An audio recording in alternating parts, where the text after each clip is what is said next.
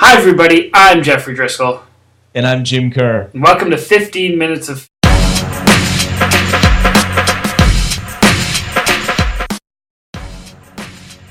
Fame. Well, the second round of the NHL playoffs is underway, Jim, and while it would be cheating for us to make predictions at this point, let's take a look at each of the series real quick. Yeah, we're not above cheating. Yeah, I was just going to say, that doesn't sound like us at all. Nashville and Phoenix, sir, what do you think? Who do you got? But, you know, this is another one that probably unfairly, I see it in my mind as a bit of a snoozer. Yeah, totally. But it's probably going to be a good series. And, you know, it's an interesting one because you got two solid goaltenders, but there were no shortage of goals in the opening game of this one. I have a feeling the Nashville Predators go through just because I feel like they're on a roll and they're doing something real good right now with, you know, a good mix of, pretty solid offense, shutdown defense, great goaltending. But, I wouldn't be surprised if this one goes the distance. Yeah, I agree. I think it's going to go the distance, but I pick Nashville as well. Go Barry Trotz. That's all I got to say. Yeah. How about the LA Kings and the St. Louis Blues? Well, that's an interesting one because the Kings, of course, took the opening game there, a nice bank shot from Dustin Penner to round it out. That's right. But that's another sort of interesting one because the St. Louis Blues had a good season and we saw them sort of develop into this top team, but you still don't, myself anyways, I don't really know what to expect from them, and it seems like they're kind of a grinded out, and they've got talented offensive players as well, but they seem like a real tough, grinded out team. So if they can wear on the LA Kings a little bit, I think that evens the series up, and maybe you'll see them squeak past, but I think the Kings are going through. Yeah, I agree. I think the Kings are going to go through. I'd like to see the St. Louis Blues do it. Their defense has been amazing. I don't know. If Dustin Penner gets a few more lucky goals, who knows what's going to happen.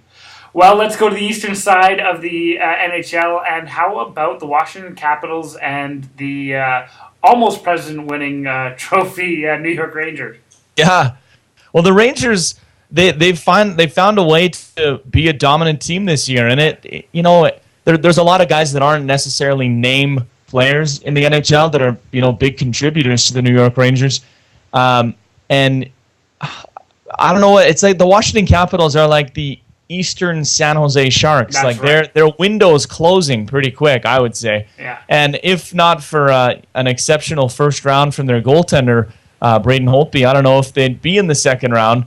But I don't see the Rangers. I don't see the Rangers falling because the Washington Capitals, while they're a good team, they're still. It's almost like they're still looking for that identity under Dale Hunter. Like Ovechkin's not playing nearly as much, so you're relying on other guys to chip in with the offense, and that they're hoping that get a lead and clamp down and just block shots and hope for the best. That works, but the Rangers, I think, play that game as well when they're in the lead. So I think the Rangers play it better, and I think they're going through, and that means another round of John Tortorella quotes, which is never a bad thing, unless you're a journalist covering the New York Rangers. Yeah, that's exactly it. You might get a mouthful from him, but well, exactly.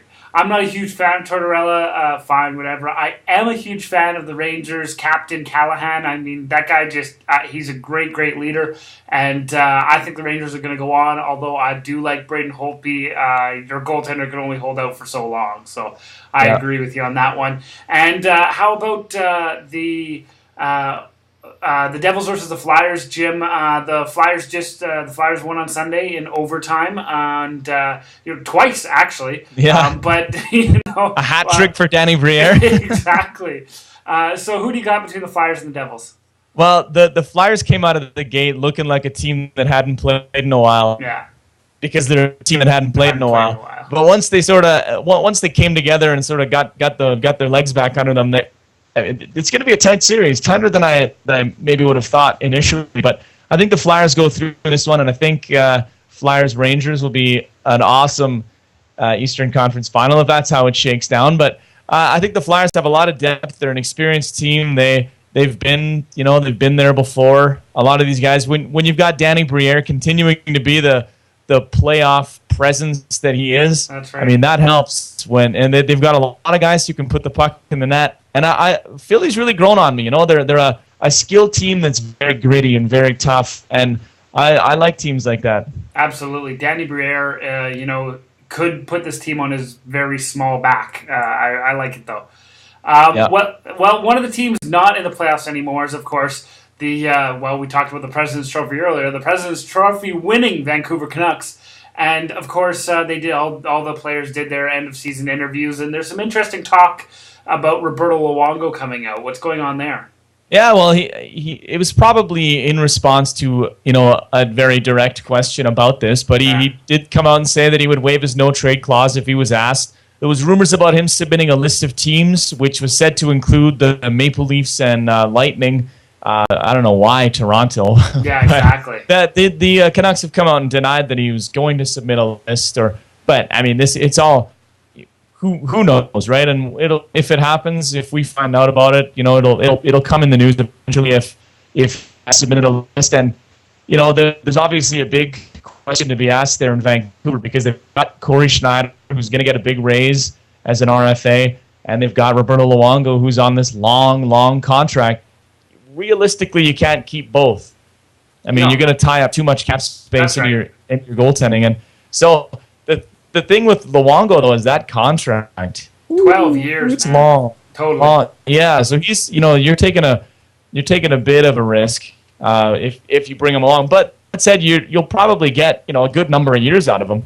And then, the world might be over by then. Yeah, the NHL might not even exist by the end of that contract. But you can't look too far when you're talking about making a move to get Roberto Luongo. You're thinking about right now. Yeah. And for the next couple of years, you're going to get good goaltending out of him.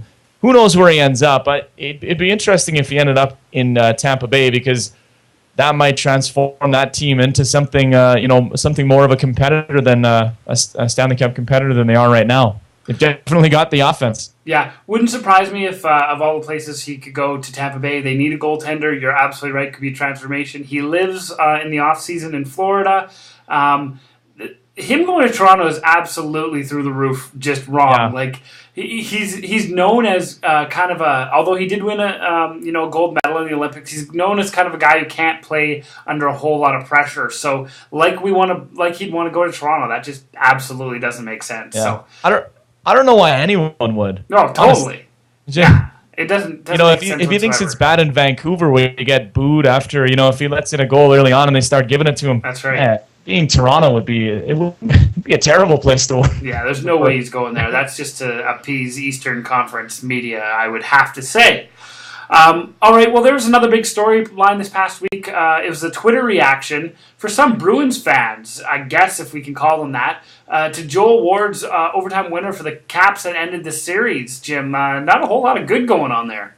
No, a lot of racism and that kind of stuff happening on Twitter, and it's one of those things where it's quasi-anonymous, and you can go on there and say your piece, and there's always going to be like-minded individuals, but there's also a lot of people that see that and go, what? The team even brought out they made a statement kind of distancing themselves from that, saying like, hey, like that's not what we think. Yeah, that's not cool. Joel Ward is a Canadian kid whose parents are from Barbados, I believe. He said he's never had any problems in the NHL, being a black NHL player, but he also said he didn't let that stuff get to him, and you can't really. It's probably a quite small segment of the population that feels this way or thinks it's funny to make comments like that. But it's a bad look, and yeah. I hope these people were publicly shamed enough from the screenshots and that maybe it changes their mind on what they think is cool to say on Twitter. Hey Jim, the first black player to ever play in the NHL played for the Boston Bruins. The Boston Bruins. Yeah, amazing. No hey Jim, you remember the time there were 16 overtime games in the first round of the NHL playoffs? Yeah, that was this year, wasn't it? That was this year. Crazy. Another record set. Well, what an opening round. I mean, that's that's a fantastic amount of excitement, and fights and suspensions and should have been suspensions and fines, of course. And and another couple of overtimes already in the second round. So, I mean, there was some worry, I think, from a few of us that there was going to be a couple good series and then a couple kind of But they've all been good so far. There's been excitement in every one, and so far, like I say, in the second round, it's starting to be pretty intense as well. I've been really interested in all of this. I don't usually look at ratings because I think they're a silly way of really measuring how good games are. But TSN's up by hundreds of thousands on each one of the games that they've been watching. Like it's up considerably, and you're right. It's because the quality of the first round was absolutely out of this world. And when you hear that the ratings are up in the U.S., you think, oh, okay, well, there's a bit more interest. But when the ratings are up dramatically in Canada, yeah, I mean, that really says something. No, that's exactly right. Well, here's an interesting one, folks. The IIHF came out with its latest rankings this week, in which Canada dropped to 5th in the world. Yeah, I know, 5th. With Finland sitting in the top spot, going into the World Championships, which are starting here in the beginning of May. Does anyone actually believe that the Finns are the top hockey nation in the world? And more importantly than that, I think that Canada is 5th. Come on now. Well, it's funny because you'd think if these rankings really, I won't say they don't matter, but if they mattered like to the regular people, and you saw Canada had dropped to 5th, it would look like Vancouver last summer. You know what I'm saying? Like and you'd think like, oh, let's tear it down. Grassroots, we got to do something. But come on. Nah. If a second-rate tournament, and I'm not trying to be mean, but if a second-rate tournament like the World Hockey Championships is what decides it, and I only call it second-rate because it happens at the same time as this other tournament That's right. that features most of the best players in the world, That's right. except the ones who have been kicked out of the tournament, and even then, not all of them. Right. There are good players at the Worlds, but it's never a tournament that people go, oh, well, if Canada wins, we're happy. If they lose, it's like, oh, well, no big deal. That's too bad that. Where was it? Yeah, that's right. But it's interesting though that they're gonna freeze the rankings after these Worlds and use them as to make groups for Sochi in 2014. But why? It's 2012. Yeah, like what? That's a little strange, isn't it? It is a little strange. Although Canada only won against Switzerland in it wasn't an opening round game, it was an exhibition game, 2-1 with a shootout winner by the Edmonton Oilers' Jordan Eberle. So I don't know. He also scored late to tie it. That's right too. So Switzerland's a powerhouse. I wonder where they are on the rankings. That's right. Sixth, probably. Well, folks, let's move on to the GABBYs now. These are good and bad by you. Let's start with a good. To Niagara Ice Dogs goaltender Mark Visentin. Speaking of Team Canada, Mark Visentin, a big Team Canada goaltender, scored a shorthanded goal into the empty net last week against the Ottawa 67s. Not every day you see that. Plus, it happened shorthanded and in the playoffs. Good for him. I like to see that. Yeah, that's a beauty. Absolutely. Still talking junior hockey, Jeff. Yeah. Let's give a good to those Edmonton Oil Kings. They're off to the WHL final after taking the East in 5 games. Trip to the final after 5 years in the league. Not too bad. And an interesting note, they're playing the Portland Winterhawks, which is where the original Edmonton Oil Kings moved to in the 70s. So it's kind of old and new. Nice note, Jim. Nice note. Although that 5 games, the one that they lost, ended a streak of 22 wins in a row. Not bad. That's pretty awesome. No kidding. How about a good to Windsor, Ontario's Tyrone Crawford, who was picked in the 3rd round of the NFL draft, 81st overall on Friday night. The Boise State defensive end was the top-ranked prospect heading into next week's CFL draft, which should now make things kind of interesting. Yeah, he'll drop down for sure because the NFL is a little, well, a little more high-paying and lucrative right. and all that kind of stuff. But that'll make things. The Eskimos pick 2nd, so there might be some wheeling and dealing. The Riders have the top pick, so now the guy that was number 2 now kind of de facto moves up to number 1. So that might throw a bit of a monkey wrench in some guys in some teams' plans. So it'll be interesting to see. Yeah. We have to give a bad this week to whoever it was that called up Rutgers receiver Mohamed Sanu on Thursday, claiming to be from the Cincinnati Bengals. They prank called him on the night of the opening round of the draft, saying that he'd been drafted. And they went on Twitter. His agent tweeted about it. Turns out it was a prank. But there's a happy ending because the Bengals actually did take him a night later in the third round. So I think he was able to laugh at it a little bit. But oh, totally. I want to know how much actually went into the Bengals. Like, they're like, you know what? It's the third round. I don't know. You know, let's just do this guy. It'll be good for a laugh. No, of I think not. I think the third round's still pretty decent. No, you know, I agree. it's not like the last pick. No. But it's funny that he ended up back. But oh man, how crushed! Oh my God, I'm a first round pick in the NFL. Brutal. Why are you laughing? Yeah, exactly. What? Hey, hello? Oh. Let's give a badge to the Miami Marlins this week, who set an MLB record. They became the first team ever to walk 4 batters with 4 different pitchers in a 2-1 loss to the New York Mets. That run ended up tying the game before they fell behind for good. That's just bad luck. Yeah. You know, you try, okay, we'll make a pitching change. Yeah. Ooh, I guess we'll make another one? Like, when do you stop? When do you stop? Okay, first baseman, get over here. Yeah, throw the ball. Right. Finally, Jeff, a bad to the oblivious Texas Rangers fans who snagged a foul ball from a young fan next to them. It was going up between them, and they took it. And while this kid's bawling his eyes out in his dad's arms, they're taking a picture with the ball and like just really hamming it up. And they say like the broadcaster that was covering the game just tore tore a strip off these two people, and it was like, you know, it was almost over the edge. But you see this poor little kid just crying his eyes out. Brutal. And the parents just kind of standing there like, yeah. He got a ball from the dugout. Good. They threw him one up, and then the kid's just, you know, beaming after that.